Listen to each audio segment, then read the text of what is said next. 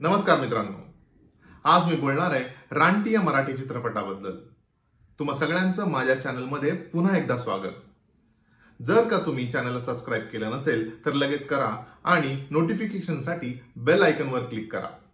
चला तर मग सुरू करूया। बोलूया फिल्मच्या कथेबद्दल। मित्रांनो, या फिल्मचा सगळ्यात मोठा ड्रॉबॅक म्हणजे या फिल्मला कथाच नाहीये। नाहीये खरं तर सगळाच गोंधळ आहे। म्हणजे अतिशय वाईट पद्धतीने कथा लिहिण्याचा केला गेलेला एक प्रयत्न आहे। म्हणजे पाताळपूर नावाचं एक गाव, त्यात विष्णू आणि बाळा नावाचे दोन मित्र, त्यांच्या वडिलांचे होणारे खून, इथपर्यंतच काय ती कथा। पुढे सगळी बोंबाबोंब। पात्र विष्णू नांगरे, जे या फिल्मचं मध्यवर्ती पात्र आहे, जे साकारलंय शरद केळकर याने। पण शरद केळकरला ही भूमिका खरंच कळलीये का यावर शंका येते। खरं तर ह्यात चूक त्याची नसून फिल्मचा निर्माता, कथालेखक, दिग्दर्शक यांची आहे। ठीक आहे, तो गुंड आहे। खरं तर तो गुंड आहे की नाही हेही नीट क्लिअर नाही केलंय। पण गुंड असल्यामुळे एक्सप्रेशन्सच नाही द्यायचे, इमोशन्सलेस डायलॉग बोलायचे। व्हॉट? आणि हाच तो शरद केळकर ज्याने तानाजीमध्ये छत्रपती शिवाजी महाराजांची भूमिका केली आहे, किंवा बाहुबली सारख्या फिल्म मध्ये आपला भारदस्त आवाज दिलाय। पण रानटीमध्ये तो सबशेल फेल झालेला दिसतो। त्यानंतर त्याचा मित्र बाळा, जो साकारलाय संतोष जोवेकर याने, ज्याचा पाय एका मारामारीत कापला गेलाय, पण त्याच्या वाट्याला भरमसाठ ऍक्शन सिक्वेन्सेस दिलेत, जे बिलकुल कन्व्हिन्सिंग वाटत नाहीत। मग या फिल्म मधला विलन, जो साकारलाय संजय नार्वेकर सारख्या मातब्बर कलाकाराने, म्हणजे डोळ्यात एवढी दहशत दिसते। या विष्णूचं रक्त कोणी पाहिलं नाही असं ऐकलं। ती दिसत असताना कॉमेडी करण्याचा अट्टहास का? सिरियसली हे खूप डिसअपॉइंटिंग आहे। फिल्मची सो कॉल्ड हिरोईन, जी असून नसल्यासारखी आहे, आणि ह्या व्यतिरिक्त फिल्म मध्ये अनेक पात्र आहेत, पण त्याबद्दल न बोललेलंच बरं। मित्रांनो, ह्या फिल्म मधल्या ऍक्शन सिक्वेन्सेस बद्दल मला एक ऑब्झर्वेशन शेअर करायचंय। एक हिरो आहे जो गुंडांना मारतोय, ठीक आहे। गुंडांना पंच मारल्यानंतर गुंडांच्या तोंडातून एवढं रक्त सांडू लागतं। हे थ्रू आउट द फिल्म आहे, आणि एका पॉइंटला येऊन ते एवढं फनी वाटायला लागतं की जणू काही शरीरातलं पूर्ण रक्त एका पंच मध्येच बाहेर येत आहे। म्हणजे काहीसा असं वाटू लागतो। आय नो हे खूप फनी वाटतंय, बट मला हे बघताना एवढं विचित्र वाटत होतं, आणि म्हणून मला हे या व्हिडिओमध्ये शेअर करावं असं वाटतंय। आता बोलूया फिल्मच्या दिग्दर्शनाबद्दल। या फिल्मचं दिग्दर्शन समीप कक्कड याने केलंय।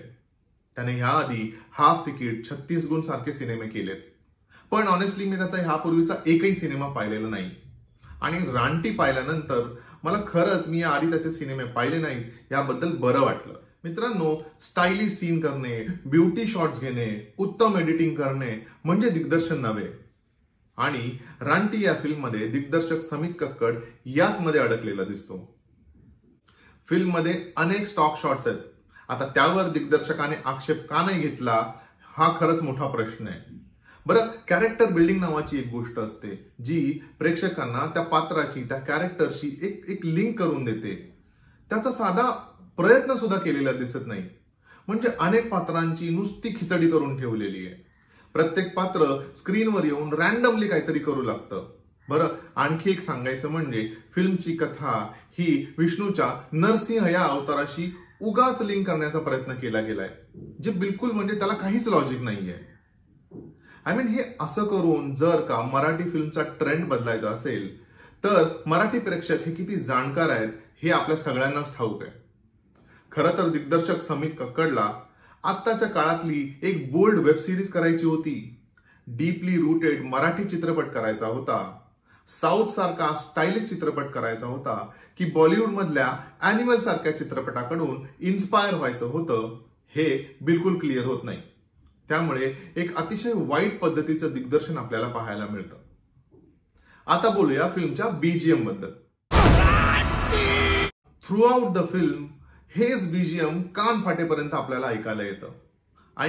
फिल्मचं बीजीएम, त्यातली गाणी, त्यातलं म्युझिक यावर बिलकुल मेहनत घेतलेली दिसत नाही।